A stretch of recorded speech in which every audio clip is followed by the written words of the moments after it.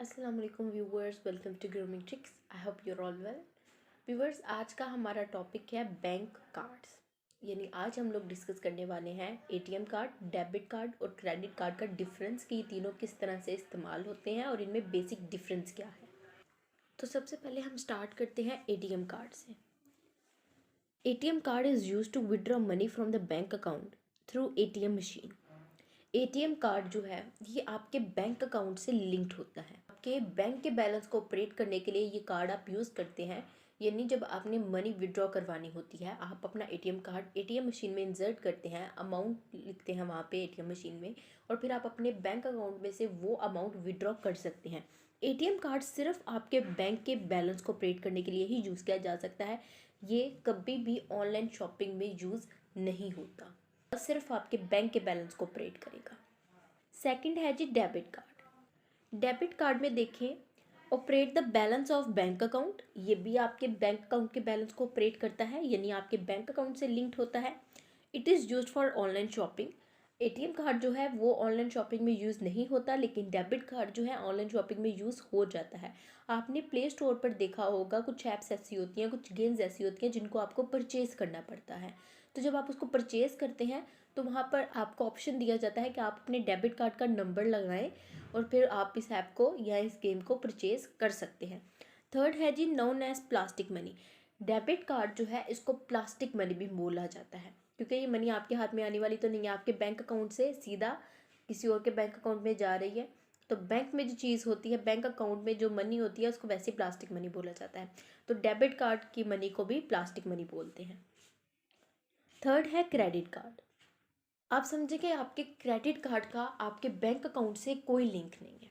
ये आपके बैंक के बैलेंस को ऑपरेट नहीं करता। जिनके पास क्रेडिट कार्ड होता है तो बैंक वाले उनको ये फैसिलिटी देते हैं कि जब उनके बैंक अकाउंट में ज़ीरो बैलेंस हो तो वो इस कार्ड को यूज़ करें और बैंक इस कार्ड के थ्रू बैंक से लोन ले।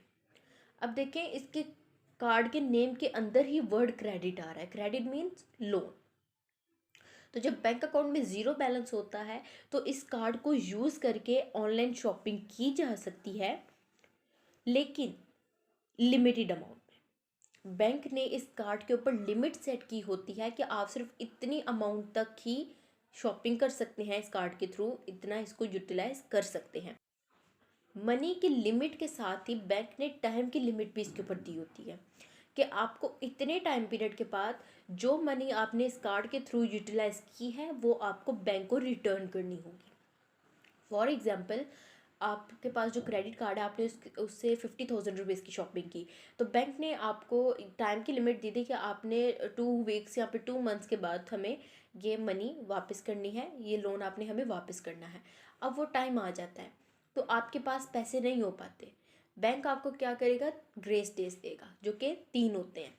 3 दिन बैंक आपको और देगा कि आप ऐसा करें कि मनी को अरेंज करें और आप हमें वापस कर दें। लेकिन अगर उन 3 दिनों के बाद भी मनी अरेंज नहीं होती, अमाउंट अरेंज नहीं कर पाते आप, तो बैंक डेली बेसिस पर इंटरेस्ट चार्ज करना स्टार्ट कर देता है और फिर ये इंटरेस्ट हर रोज़ बढ़ता ही जाता है, बढ़ता ही जाता है, और एट द एंड इस काम का खात्मा होता है सूद पे, हराम काम पे। और मैं बार बार यही बोलती हूँ कि ये क्रेडिट वाली जो चीज़ें हैं, इंटरेस्ट वाली जो चीज़ें हैं, ये मुसलमानों के लिए नहीं होनी चाहिए, क्योंकि आप सल्लल्लाहु अलैहि वसल्लम का फरमान है कि सूद लेने वाला, सूद देने वाला और उसका हिसाब करने वाला तीनों जहन्नमी हैं। तो एक ऐसा काम जिसकी एंड स्टेज, जिसका एंड पॉइंट ही सूद है, हराम है, तो फिर वो काम मुसलमानों के लिए नहीं होना चाहिए। यहाँ पे व्यूवर्स, हमारे तीनों कार्ड्स का इंट्रोडक्शन और डिफरेंस ख़त्म हुआ जाता है। आई होप आपको समझ आई होगी। Please do subscribe my channel and like my videos. अल्लाह हाफिज़।